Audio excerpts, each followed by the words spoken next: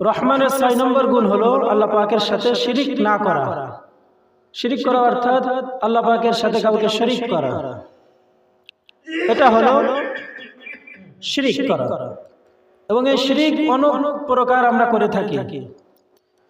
কিছু শিরিক করি আমরা মাজারে গিয়ে, অর্থাৎ সেখানে গিয়ে আমরা মান্নত মানি। মাজারে গিয়ে একটা গরু দিয়ে আসি, একটা ছাগল সেখানে দিয়ে আমরা মান্নত মানি, এটা হলো আল্লাহ পাকের সাথে শিরিক করা।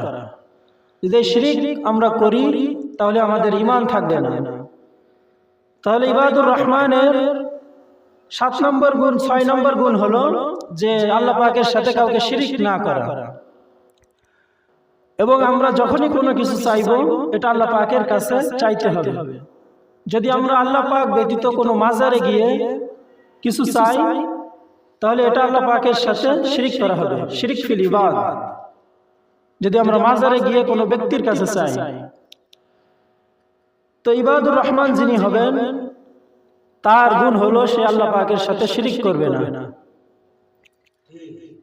তো এই শিরিক যদি আমরা করি তো আমাদের, যদিও ইবাদুর রহমানের খাতায় আমাদের নাম থেকে যায়, তাহলে আমাদের নাম ইবাদুর রহমান থেকে কেটে দেওয়া হবে। তো এই জন্য আমরা শিরিক করব না, আল্লাহ পাকের সাথে শিরিক করব না। যদি আমরা কিছু চাইতে হয়, কিছু দরকার হয়, প্রয়োজন হয়, তো এটা সরাসরি আমরা আল্লাহ পাকের কাছ থেকে চাইব। যদি কারোর সন্তানের প্রয়োজন হয় তো এটাও আল্লাহ পাকের কাছ থেকে চাইব। যদি কোনো সম্পদের প্রয়োজন হয় এটাও আল্লাহ পাকের কাছ থেকে চাইব। সম্পদের প্রয়োজন, সন্তানের প্রয়োজন, এগুলো সব আল্লাহ পাকের পক্ষ থেকেই আসে।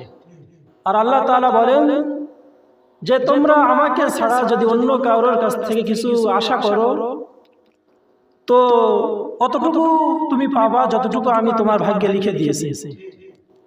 এর থেকে যারা পরিমাণ তুমি বেশিও পাবা না, আবার কমও পাবে না।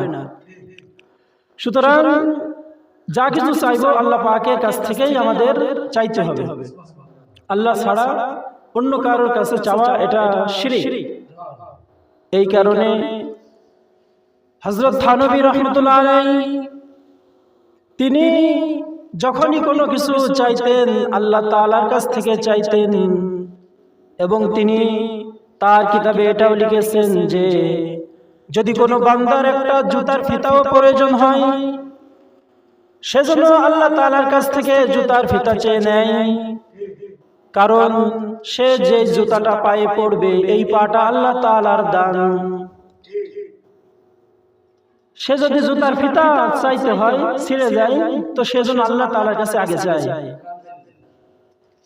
সে তার পিতার কাছ থেকে চেয়ে টাকা নিবে, কিন্তু হতে পারে যেই পায়ে সে জুতা পরবে ওই পাটা তার নাই, কোন একটা দুর্ঘটনার কারণে আল্লাহ পাক পা দুইটা নিয়ে যাইতে পারে। এই কারণে সবার আগে আল্লাহ পাকের কাছ থেকে চাইতে হবে। এই জন্য এক বুজুর্গ তিনি ছিলেন খুব গরিব, দরিদ্রতার দিন যাইতো তার। তো তিনি ছিলেন আল্লাহ তাআলার বান্দা। তো তিনার এক জোড়া জুতা নাই, পায়ে পড়ে মসজিদে যাবেন তো এক জোড়া তার জুতা নাই।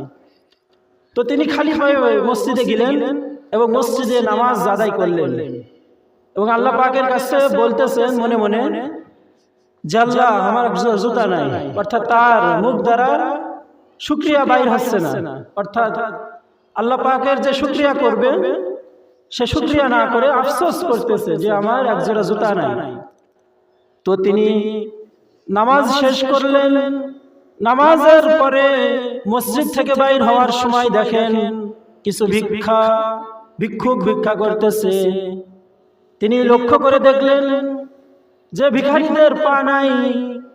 তিনি তো সঙ্গে সঙ্গে আল্লাহ তাআলার কাছে আলহামদুলিল্লাহ বলে শুকরিয়া আদায় করলেন, করে আল্লাহ তাআলার সিজদায় পড়ে বলতেছেন যে ইয়া আল্লাহ, আমি তো আপনার কাছে শুধু জুতা চাইছি, আর মসজিদ থেকে বাইর হয়ে দেখলাম যারা ভিক্ষা করতেছে তাদের দুইটা পাই নাই। তো তিনি আর তার মনে কোনো আফসোস না রেখে আল্লাহ পাকের শুকরিয়া আদায় করে সেখান থেকে তিনি চলে গেলেন।